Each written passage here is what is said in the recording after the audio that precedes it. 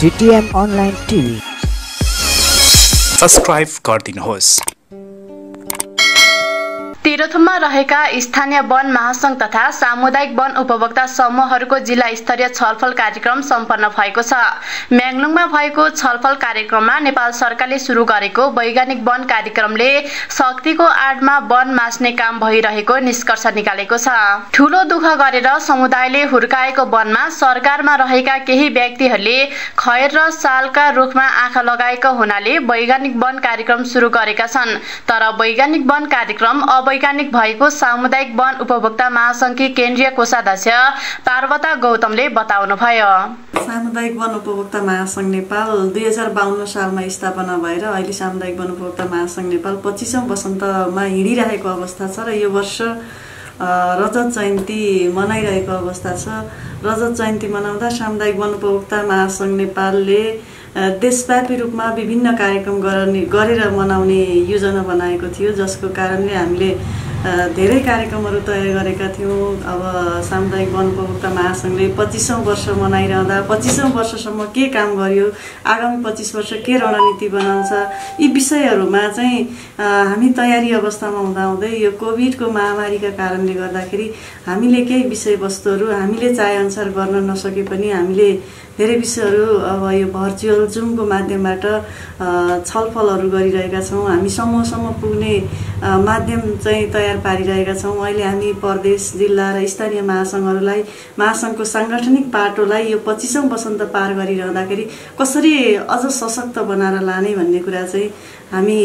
चाहिँ त्यो हिसाबले अगाडि बढेको अवस्था छ। सामुदायिक वन उपभोक्ता महासंघले यो अधिवेशन 2 वर्षको समय अधिवेशन पछाडि चाहिँ हामीले धेरै कामहरू समूह स्तरसम्म गरेर गर्न सक्ने कामहरू पनि हामी केही अब यो राज्य संघीय संरचनामा गएको हुनाले हाम्रा पनि राज्यका संरचनासँगै महासंघका पनि आफ्ना संरचना छन्। हामीसँग 77वटै जिल्लामा 77 जिल्ला महासंघहरू छन्, 7वटा प्रदेश महासंघहरू छन्, 530वटा स्थानीय महासंघहरू छन्। यी स्थानीय महासंघहरूलाई कसरी सशक्त बनाउन सकिन्छ र अहिले यो नयाँ लोकतान्त्रिक गणतन्त्रात्मक सरकारले चाहिँ कसरी चाहिँ आफ्ना कार्यक्रमहरू वन तथा वातावरणको क्षेत्रमा काम गरिरहेको छ, त्यो हामीले हरेक क्षेत्रबाट हेर्न जरुरी छ। र अहिले संघीय वन ऐन 2076 आइसकेको छ। प्रदेशको ऐन पनि हाम्रो 1 नम्बर प्रदेशमा आइरहेको छ। आइसकेको हुनाले अब हामी स्थानीय महासंघमा पनि हामी नयाँ संरचना भएको कारणले स्थानीय महासंघलाई सशक्त गराउँदै स्थानीय सरकारसँग समन्वय गरेर काम गर्ने गरी हामी स्थानीय सरकारसँग सँगै बसेर हामी सरकारवालाको हैसियतले सहयोगीको भूमिका स्थानीय सरकारसँग मिलेर काम गर्न चाहन्छौं। त्यो काम गर्नको लागि हामीलाई स्थानीय वन ऐन आवश्यक छ र हरेक पालिकामा हामीले स्थानीय वन ऐन बनाएर स्थानीय समुदायहरू, स्थानीय सामुदायिक वनहरूले आफ्नो नजिकको सरकारबाट लिने हरेक सेवाहरू चाहिँ लिन पाउने वातावरण सिर्जना गर्नुपर्ने अवस्था छ। अब हामी त्यतातिर लाग्ने पनि कामहरू अगाडि बढाइरहेका छौं र त्यही अनुसार केही स्थानीय सरकारहरूले चाहिँ स्थानीय वन ऐन बनाइसकेको अवस्था छ र सामुदायिक वन उपभोक्ता महासंघले यो बीचमा धेरै काम गरिरहँदा पनि केही सरकारी हस्तक्षेपहरू भएको छ। वैज्ञानिक वन को कार्यक्रमहरू 2071बाट नै विभिन्न जिल्लाहरूमा साल र खयरका रुख काट्नको लागि तयार गरेर अगाडि बढिरहेको अवस्था छ। यो गरिरहँदाखेरि सामुदायिक वन उपभोक्ता समूहहरूले कतिपय समूहले बुझेर कतिपयले नबुझेर यो कार्यक्रमहरू लागू गरिरहँदा हामीले सुरुदेखि नै यो वैज्ञानिक वनको विरोध गर्दै आइरहेका थियौं र अहिले पनि हामी विविध कारणले गर्दा वैज्ञानिक वनमा एक त सरपट कटान हुन्छ, त्यहाँ बुढोदेखि भर्खरको रुख पनि काटेर जाने, 80 वर्षको प्लट बनाउने। एउटा सामुदायिक वनमा मानव 50-60 हेक्टर जति हेक्टर भए पनि उसले 80वटा प्लट बनाउने र त्यो 80वटा प्लटमा चाहिँ एउटा प्लटको रुख यो वर्ष सरपट कटान गर्ने, त्यहाँ चाहिँ जोतेर बिउ हान्नेसम्म पनि काम गरेको छ। यो हिसाबले गर्दाखेरि अहिलेसम्म सामुदायिक वनहरूले 52 साल अझ अगाडि 35-36 सालदेखि नै समुदायले संरक्षण गरेका वनहरू धमाधम एकैपटक कटान भइरहेका छन्। हामीले त्यो हिसाबले कटान गर्दाखेरि वैज्ञानिक वनमा एक त जैविक विविधताको नष्ट हुने कुरा, अर्को चाहिँ एकातिर सरपट कटान हुने, अर्कातिर 80औं वर्षको प्लटमा चाहिँ अहिले सुकेको रुख पनि तत्काल काट्न नपाइने, त्यसले 80औं वर्षपछि चाहिँ त्यसको पालो आउने हुँदाखेरि यसै पनि भन्न सकिन्छ कि यो वैज्ञानिक वन अवैज्ञानिक तरिकाले चाहिँ काम गरिरहेको अवस्था छ। यसलाई हामीले विभिन्न खालका कार्यक्रम समूहहरूमा गरिरहेका र यसलाई हामीले विरोध गरिरहेको अवस्थामा अहिले यो कोभिड महामारीका बेला पनि कैलाली कञ्चनपुरमा चाहिँ व्यापक वन फडानी भएको छ। तस्करहरूसँग मिलेर विभिन्न खालका त्यहाँ गतिविधिहरू गरिरहेको अवस्थामा त्यहाँको प्रदेश सरकारका केही माननीयहरू लागेर वैज्ञानिक वन चाहिँ राम्रो होइन रहेछ, समुदायको हितमा होइन रहेछ, जैविक विविधताको पक्षमा रहेन रहेछ भनेर उहाँहरूले जुन सदनमा छलफल चलाउनु भयो, त्यो छलफलका कारण सङ्घीय सरकारको पनि ध्यान केन्द्रित भएर प्रधानमन्त्रीको मन्त्री परिषदको कार्यालयले जेठको 15 गतेबाट ती कुराहरूलाई विस्तृत रूपमा अध्ययन गर्न बुझ्नको लागि भनेर तत्कालको लागि काठ रोका गरेर जहाँ काठ घाटगति भएको छ त्यहाँ चाहिँ त्यहीँ रहने, काठ नचलाउने, नझिक्ने, नबेच्ने त्यो खालको निर्णय गरियो र काठ ठप्प रूपमा चाहिँ अहिले बन्द भएको अवस्था छ। र यसलाई छानबिन गर्न एउटा समिति तयार गरेको थियो जेठको 15 गते। त्यो 15 गते डाक्टर नेत्र तिमसिनाको संयोजकत्वमा एउटा समिति छानबिन गर्यो र त्यो समितिले पनि आफ्नो प्रतिवेदन बुझाइसकेको अवस्था छ। त्यस्तै अरू 2टा समिति पनि बनायो। ती खालका कामहरू गरिरहँदाखेरि अहिले तिनीहरूले प्रतिवेदन बुझाएको अवस्थामा पनि हामी महासङ्घ त्यसमा निरन्तर लागिरहेको अवस्था। हामीले त्यो प्रतिवेदन कसरी चाहिँ के पेश गरेको छ डाइरेक्ट रूपमा हामी सरकारसँग छलफलमा बसिरहेका छैनौँ र यो पेन्डेमिकको अवस्था पनि भएको कारणले होला। तर अहिले चाहिँ हामीले ती प्रतिवेदनमा के कुराहरू परेका छन् त भन्दाखेरि वनलाई वैज्ञानिक वन भनेर अवैज्ञानिक काम गर्ने होइन, एउटा चाहिँ दिगो वन व्यवस्थापनको पद्धतिमा अगाडि बढेर काठलाई खुल्ला गर्नुपर्छ भन्ने कुरा चाहिँ त्यो रिपोर्टमा प्रतिवेदनमा चाहिँ पेश गरेको अवस्था हामीले थाहा पाएका छौँ। सरकारले यो दसैँको मुखको बेलामा पनि सामुदायिक वन उपभोक्ता समूहहरूलाई काठ काट्न नदिएर काठ चाहिँ जङ्गलमै कुहाएर यो खालको काम चाहिँ गर्नु हुँदैन र यो जनताको परिश्रमको चाहिँ एउटा परिश्रमको चाहिँ एकदमै अपमान गरेको अवस्था छ। अहिले दसैँ आइरहेको छ, कोभिडको महामारी छ, समूहहरूका विपन्न वर्गहरूले सामुदायिक वनबाट लिने दाउरा घाँस त्यो चाहिँ उहाँहरूले पाइरहेको अवस्था छैन। उहाँहरूले दुःख गरेर हुर्काएको वनको चाहिँ दाउरा बाल्न नपाएर यो चाडबाडको बेलामा पनि उहाँहरूलाई समस्या आइरहेको एकातिर छ भने अर्कातिर अब काठ काटेको जङ्गलमा कुहिरहेको अवस्था छ। तपाईँ एउटा जिल्ला उदयपुरको मात्रै हेर्ने भने त्यहाँका 130वटा करिब समूहहरूको काठ अहिले पनि हेर्ने भने करिब अब 250 क्युबिक फिट भन्दा पनि के अरे 250 क्युबिक फिट भन्दा पनि बढी काठ चाहिँ त्यहाँनिर जङ्गलमै कुहिएको अवस्था छ। यस्ता 77 जिल्लामा हिसाब गर्ने हो भने कति काठ कुहिएको छ, यसको ठेक्का सरकारले लिन सक्छ भन्ने हाम्रो प्रश्न पनि हो। र यी आफ्नो देशमा भएका काठहरू सघन रूपमा बिक्री वितरण गर्ने वातावरण तयार भयो भने बाहिरबाट आउने काठहरू पनि चाहिँ आउनलाई आयातलाई अलिकति कम गरेर आफ्नो देशमा भएका काठहरूलाई चाहिँ प्रयोगमा ल्याउन सक्यो भने हामीले चाहेको समृद्धिको एउटा खुड्किलो यहाँ पनि हुन सक्छ भन्ने हामीलाई लागेको छ। यो विषयमा मैले अहिले यति नै कुरा राखेँ र यो जति सक्दो सरकारले काठ चाहिँ खुल्ला गर्नुपर्छ भन्ने लाग्छ। र अहिले नेपालमा सामुदायिक वनहरू 22,000 भन्दा बढी सामुदायिक वन उपभोक्ता समूहहरू जसका कारणले आज वन क्षेत्र चाहिँ 39% बाट 44.76% भइसकेको अवस्था छ। यो सामुदायिक वनहरूले गरेको योगदान, सामुदायिक वनहरूले गरेको काम, सामुदायिक वनले गरेको यो जलवायुको संरक्षण, यी सबै हिसाबले गर्दाखेरि सामुदायिक वनलाई एउटा राष्ट्रिय गौरवको रूपमा सरकारले लिनुपर्ने अवस्था पनि छ। राष्ट्रिय गौरवको विषय पनि बनाउनु पर्ने हाम्रो माग पनि छ। यही हिसाबले गर्दाखेरि सामुदायिक वनमा जति समूहले काम गरेका छन् यिनीहरूले चाहिँ अहिले समूहमा हेर्ने हो भने धेरै कामहरू द्वन्द्वकालमा त्योभन्दा अगाडि राज्य नहुँदाखेरि त्यो हिसाबले त सामुदायिक वनले धेरै काम गरेका छन्। एउटा राज्यले सञ्चालनमा जति कामहरू गर्न पर्थ्यो त्यो सबै सामुदायिक वनले गरेको अवस्था थियो भने अहिले पनि सामुदायिक वनले विपन्न गरिब विपन्नको लागि जीविका उपार्जनका विभिन्न कार्यक्रमहरू उसलाई आवश्यक पर्ने दाउरा घाँसको व्यवस्थापन, त्यस्तै गरेर अब आदिवासी जनजातिहरूको अधिकार, उनीहरूको क्षमता विकासको अधिकार, 50% महिला चाहिँ सामुदायिक वनमा सामुदायिक वन उपभोक्ता महासङ्घ नेपालका संरचनामा राख्ने कुरा 2052 सालमा विधानमा नै भएको कारणले अहिले अधिकांश करिब 2200 जति स्थानीय सरकार, प्रदेश सरकार र सङ्घीय सरकारको नेतृत्वमा सामुदायिक वनमा काम गरेका साथीहरू निर्वाचित भएर जानुभएको छ। यो पनि सामुदायिक वनको एउटा ठुलो योगदान हो भन्ने हामीलाई लाग्छ। महिलाहरू 50% नेतृत्वमा आउने कुरा सामुदायिक वनले, सामुदायिक वन उपभोक्ता महासङ्घ नेपालका कारणले नै यो भएको हो र महिलाहरू नेतृत्वमा आएर काम गर्न सक्ता रहेछन् भन्ने कुरा पनि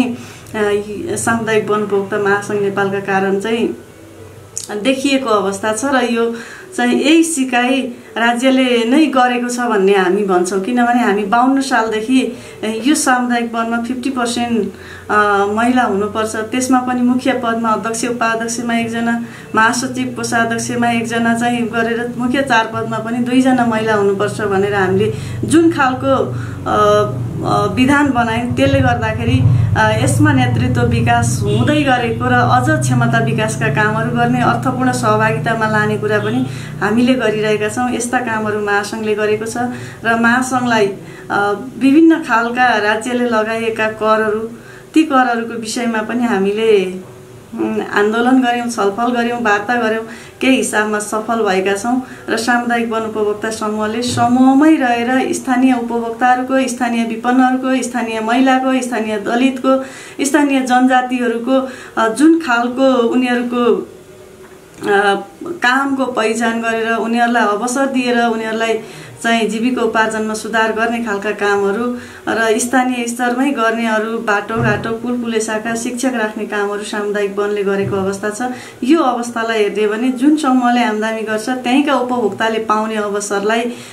कुनै पनि यो कर तिर्ने भन्दा पनि कर तिरे पनि स्थानीय सरकार मार्फत, कुनै पनि सरकार मार्फत त्यही उपभोक्तामा जाने हो। त्यसलाई चाहिँ सहज रूपमा बनाइदिएर अब विभिन्न खालका क्षमता अभिवृद्धि मात्रै गरेर हुँदैन, सानातिना काम मात्रै गरेर हुँदैन, अब उद्यममा जानुपर्छ, उद्योग खोल्नुपर्छ। जडीबुटी प्रशोधन गर्ने मेसिनहरू चाहिँ खरिद गरेर यहाँको जडीबुटी सङ्कलन केन्द्रहरू तयार गरेर जडीबुटीहरूलाई प्रशोधन गरेर जडीबुटी हामी चाहिँ सिँगै दाउरै त्यो चाहिँ रुखै बेच्ने, त्यसको स्याउलै बेच्ने भन्दा पनि त्यसलाई तेलको रूपमा प्रशोधन गरेर अन्य के हुन्छ प्रशोधन गरेर काठका उद्यमहरू खोलेर विभिन्न खालका उद्यमहरू जसलाई चाहिँ कृषि वनसँग पनि जोड्न सकिन्छ, कृषि वनमा गर्नुपर्ने विभिन्न कार्यक्रमहरू गरेर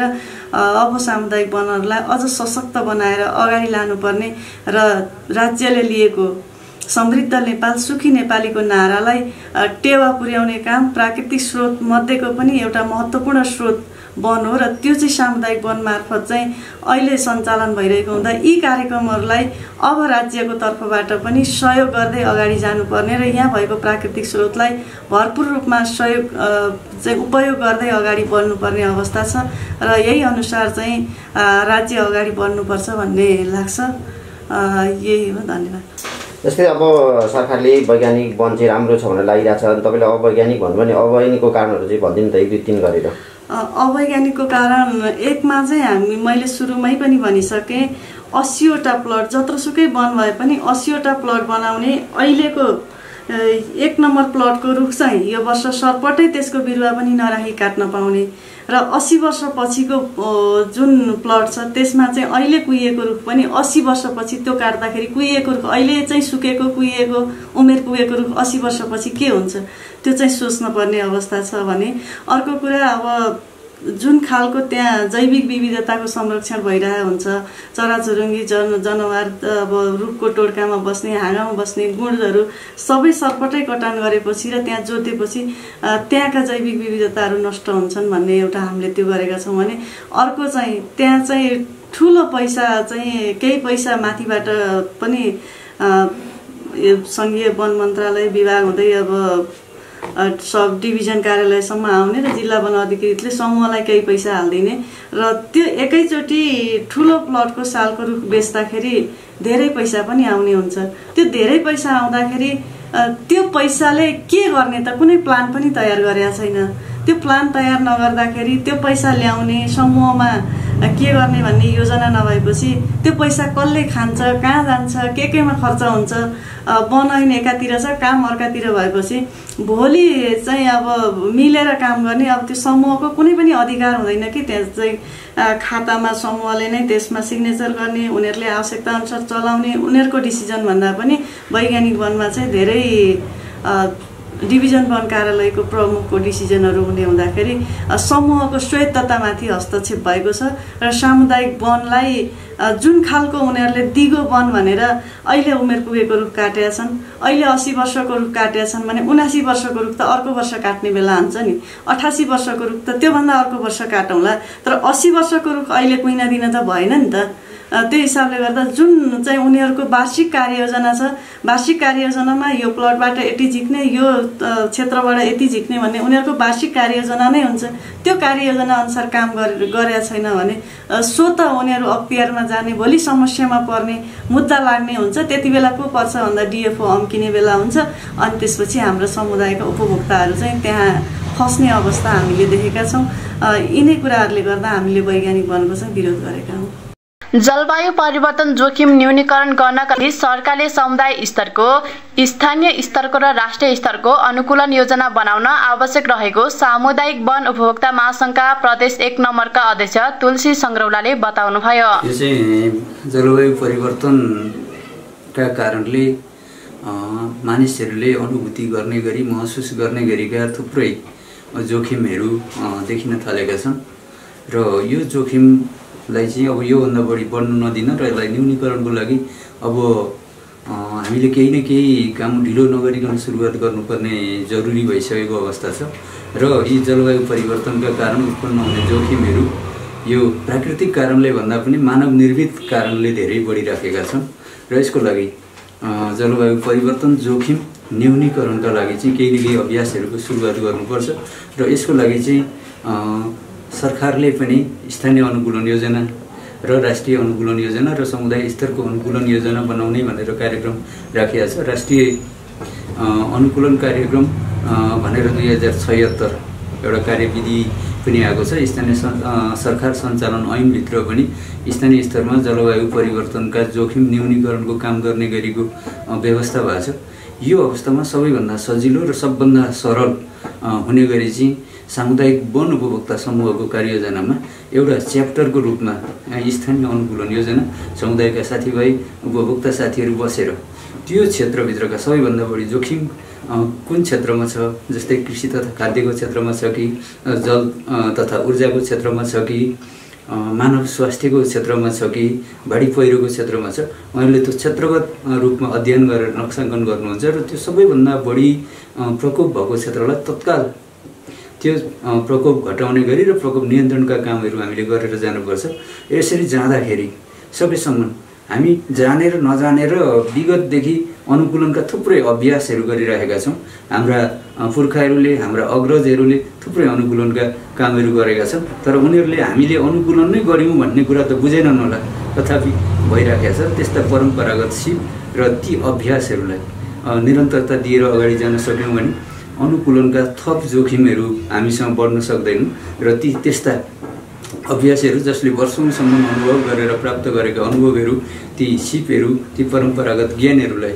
स्केल अफ र स्केल आउट गरेर जान सक्यौँ भने हामी चाहिँ पक्कै पनि जलवायु परिवर्तनका कारण उत्पन्न हुने प्रकोप जोखिमहरूलाई चाहिँ एक हदसम्म न्यूनीकरण गरेर जान सक्छौँ र यसको लागि सबैभन्दा सस्तो र सुलभ उपाय भनेको हरियाली बढाउने नै हो। हामीले रुख रोप्ने नै हो, हरियाली बढाउने हो, जसका कारणले चाहिँ वनस्पतिले कार्बन स्टक गरिदिन्छ र यो वातावरणीय सन्तुलन बिग्रिनको लागि चाहिँ यसले जोगाएर जान सक्छ। अहिले भर्खरै पनि यो कोभिड-19 यो महामारी पनि यो पर्यावरणीय सन्तुलन बिग्रिएको, वातावरणीय सन्तुलन खलबलिएका कारणले यो महामारीको रूपमा आएको छ र यसलाई चाहिँ एउटा सन्तुलित अवस्थामा नआउँदासम्म मलाई लाग्छ यो एक हदसम्म नियन्त्रण हुने अवस्था देखिराखेको छैन र जहिले पनि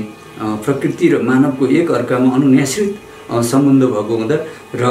दुवै थरीलाई बाँच्नको लागि एक अर्का परिपूरक हुने हुँदाखेरि हामीले खास गरी वन तथा जैविक विविधता संरक्षण र व्यवस्थापनको लागि जोड दिनुपर्छ, जसको कारणले वातावरण संरक्षण हुन्छ, जलवायु परिवर्तनका जोखिमहरू न्यून हुन्छन्, योभन्दा बढी प्रकोप बढेर जान सक्दैन, हाम्रो वातावरण स्वच्छ हुन्छ, हामीले सास फेर्नको लागि लिने हावा स्वच्छ हुन्छ, जसका कारण मानवको स्वास्थ्य स्वस्फूर्त रूपमा मान्छेहरू स्वस्थ हुन्छन्, प्राणीहरू स्वस्थ हुन्छन् र सँगसँगै वनस्पतिहरू पनि स्वस्थ भएर जाने हुँदाखेरि अबको हाम्रो कार्यभार सामुदायिक वनका कार्ययोजनाभित्र स्थानीय सरकारहरूसँग बसेर छलफल गर्ने र सामुदायिक वनहरूसँग बसेर छलफल गर्ने, स्थानीय साझेदारहरूको बिचमा छलफल गरेर अब आगामी अनुकूलनका लागि के गर्ने र कसको जिम्मेवारी के हुने र कति लागत लाग्छ र त्यो लागत साझेदारीको नजिकका साझेदारहरू को भनेर पहिचान गरेर अगाडि जान सक्यौँ भने पक्कै पनि हामी अनुकूलन र जोखिम न्यूनीकरणको पक्षमा सफल हुन्छौँ। कार्यक्रम सामुदायिक वन उपभोक्ता महासंघ तेह्रथुमका अध्यक्ष गणेश सेनेको अध्यक्षतामा सम्पन्न भएको थियो। TTM अनलाइन टिभी सब्स्क्राइब गरिदिनुहोस्।